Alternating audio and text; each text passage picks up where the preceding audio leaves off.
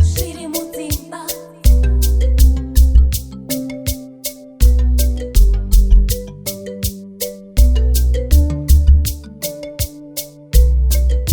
Zviri Mudzimba.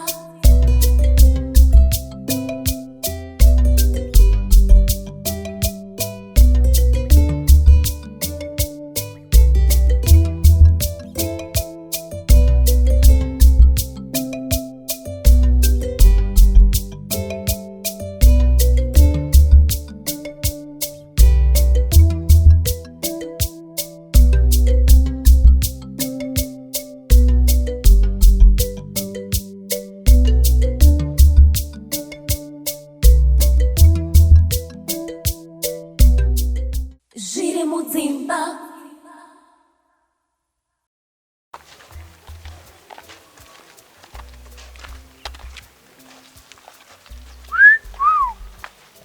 Mariko shota. Ndati. Mariko zvipupi pupi. Shoti time kai. Okay. Ndona oka Kanda kuti pamwe mapishu manyama. Onyaya kwekunditi bhisha isati yapera. You still want to carry on? Ocha. Anditi ndozvawo kaitereza. Aiwa. $200. $200. Itaisangezotoka manje. Munosaipa. Chine manostro kaiwa anongoti manostro. Yeah. So don't jail zvinzwa. Ndokujera ndada. So don't jail. Am I not allowed to wear my own clothes? Andinomboramba kuti Sakani? unapfeka hembe dzako. Me wearing short clothes doesn't mean that I'm a bitch. You should differentiate the two. Okay, but can you explain to me wabirwa mtaani wandeka ndini uyo baba atanya pasingaenda basa ndakapfeka uniform yemapurisa manje ubotomanya officer ndabirwa kanone mpava iyo ndati just because ndakapfeka hembe yechi office does not mean kuti I'm in office. No make sense izo. Baba atanya, I'm sorry to say this. Ndakuita kunge ndikukuinsult. But let this sink inside you. Mai vako vasina kuzvara kaiwe vaita maronda mashirikoso. Vanotogona vakandizvaya kuti ndiraire rudzi rwenyu mimi runofunga kuti ufamba makashama ndo fashion ndo trend because tazoona pa TV. How is it saka ndakumisa kanchiti ndoda show time you have to semunhu chaicha unofanira kundi akampana zvakanaka kuti mukwasha mangamati toenda tese tonoita tiri kuita ikoko $200. nayi ndati unotora nostro here Cash and carry. Uri business rerudzire kuti munhu akwanise kutsvaga kana swipe zvake. Wakamboenda course yacho. Une ma certificates acho. Hauna. Ini ndinawo. Saka you can't tell me anything about it because you don't know about it. Ayo, I know about it.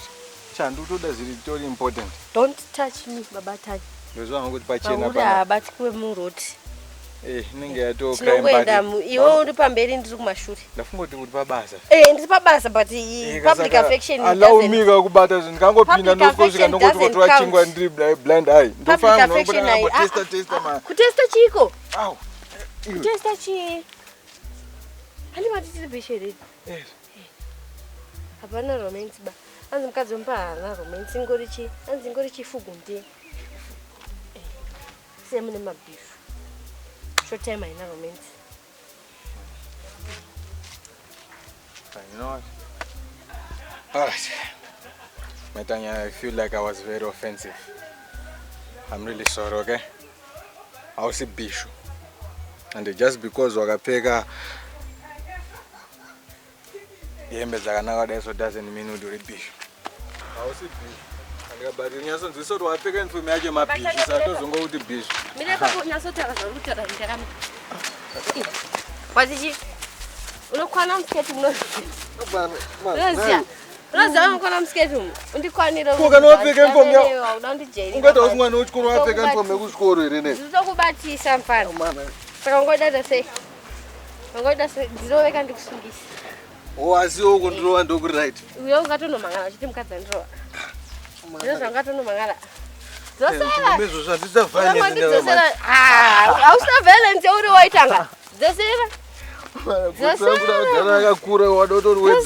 Ow!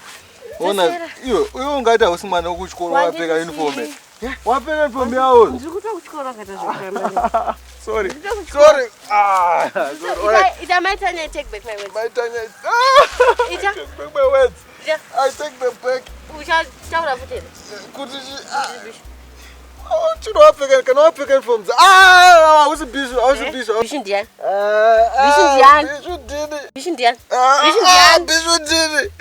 Bishi idina mwezano kita wakaza wati mabishi. Sorry. Sokera kwangu. Umkazi. Wendo wapfeka mbezo. Mbona nabamkhulu.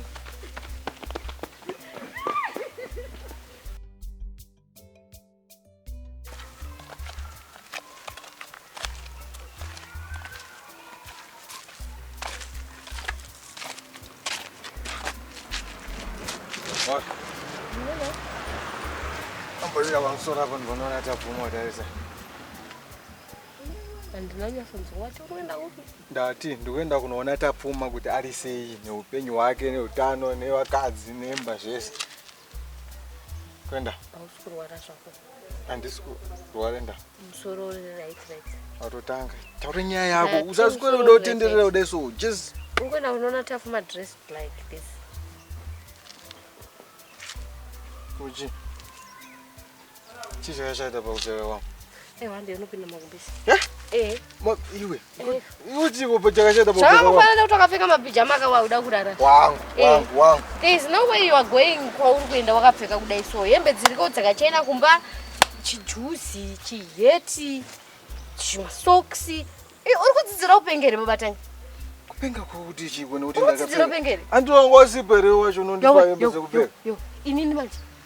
Makore mangano zvinotsvagira hembe dzekupfeka. Nhasi zvashata nekuti saka iwe ukura kuti mwana kana achienda kuchikora akanga ari grade 0 anopedza seyo nezi ari grade 0. Ndichaziva zvangu bati hembe dzekupfeka ndichitoti iwe unonditsvagira. Saka at least kana uchinditsvagira hembe dzekupfeka. Manje ukana uchingobuda usiya usoisa wakana pambedhe hembe dzekupfeka. Ndiende ndakadai zoda kuti nyika yese ione kuti iwewe ndione dambudziko. Havaseka inini ka? Vanoseka iwewe mukadzi. Vanoseka inini mukadzi. Aiwa. One thing you don't know about people ka. Pane pavanotaura kusvika vamirira ndisika. Saka iwewe kana uchida kuenda nezvinotaura nevanhu ka unogona kutonzisiya mukadzi wako haiti. Wobva watora mumwe futi ka wobva vatoti chiramba naye dzokera kwandisi. It's okay. Unoona kuti vanotaura. Aiwa. Ngatifambe tese chienda kwatafuma ndakapfeka kudai so. Watotarisa iwewe. Andikumba uri kuramba kudzokerera. Aiwa. Saka enda kawega handiti kumba kuti hausi kudzokera. Enda ko wakadaro inini ndodzokera hangu padeni. Wow. Yange sex one stallion. It's okay. Handiti waramba kuti tiende kumba unochinja. Continue. One love kani. Andikuzive.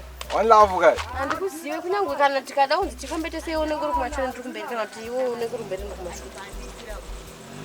Ndo mafambira toita if you continue dressing like a chicken. Chicken. Wow. Unganditi chicken iwe. Aiwa. Ndisi zvangu. Fambira pamberi babata. Nai badwe ndiona. Yowe. Wakunyana neni ka? Wakutonyana neni? Kunyadzisa babata. Saka chani. Aiwa. Ndakupfekedza. Vanotese wewe. Aiwa kana zvandikutaura kuti reputation yangu matters. Saka hande. Ndotogara pano. Saka uri kuti nyika yese izive kuti nini. Iwe ndiwe mukadzi wangu. Chifamba zvako. Kutofamba mberi tatosvika palevhero re. Buda ugere. Dadani unombodana newe naona munonyara nawo. Sumuka hande. Ndotondihenga so. Uchandifungura zvikanetsa baba. Nai ndibatsira iwewe. Iwe ndisiya. Timira ndifambe ndeka. Ndisiya ndifambe ndeka. Hande. Wona wandisvibisa babatani. Ndakutase? Ndawandisvibisa. So. Timira nditange ndazunza hembe dzangu. Aiwa, ngatingofamba. Aiwa kana ibabatani. Ndakutsamwa manje. Ndisiye. Ne, zvokutanga zvinonzi ndinda kupfekedza. Ko iwe wangu kuti usondichenja hembe dzekupfeka. Usandibate. Hakuna tutozomira tese. Tichatoona kuti mukuru nemudiki ndiani.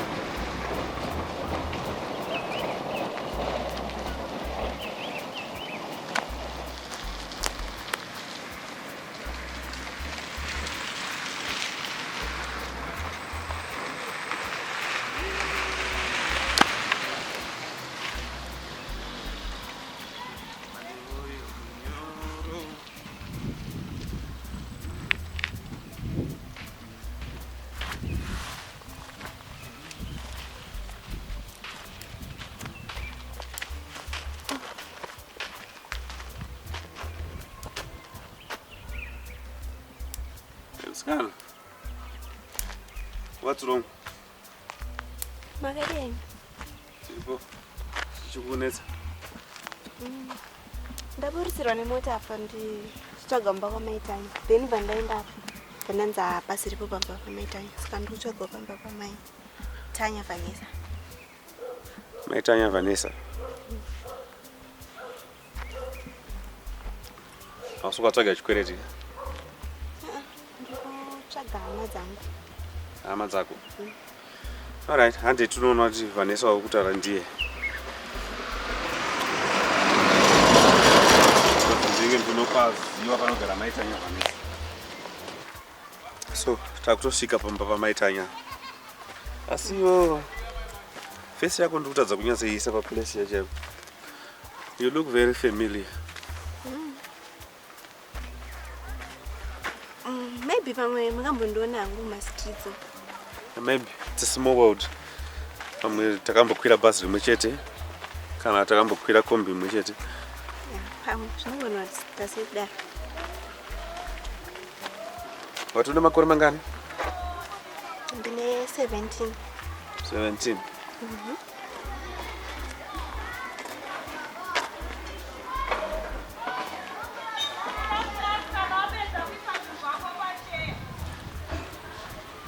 Batanya. Uyakuni? Ndojeri manje kana sizvo zvakuita ndojeri. What's up? Yo. Wagwan.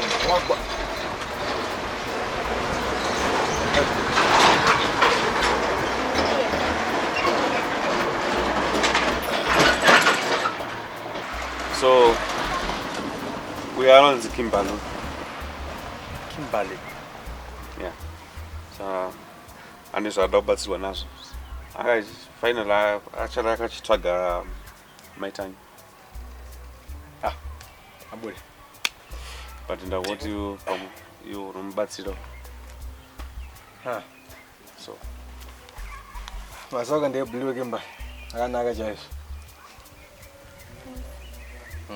avanonzi Batanya.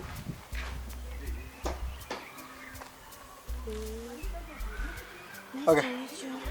Fine. Zvatuda dobatsira tagara pasi togara pasi. Zvotoda kuti tigare pasi. Okay, no problem.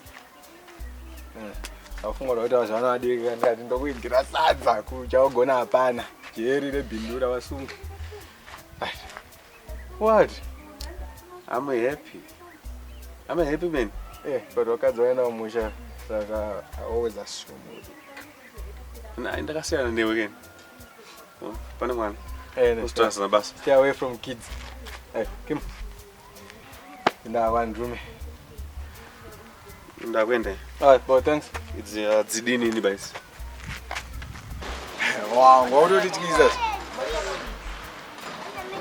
Choose your words wisely. Good. Is that dzidini? Hello guys, it's your girl Maitanya. What's up? Tiri kushuta season 7. So tell a friend kuti mu like nekusubscribe ku Angel Arts Productions.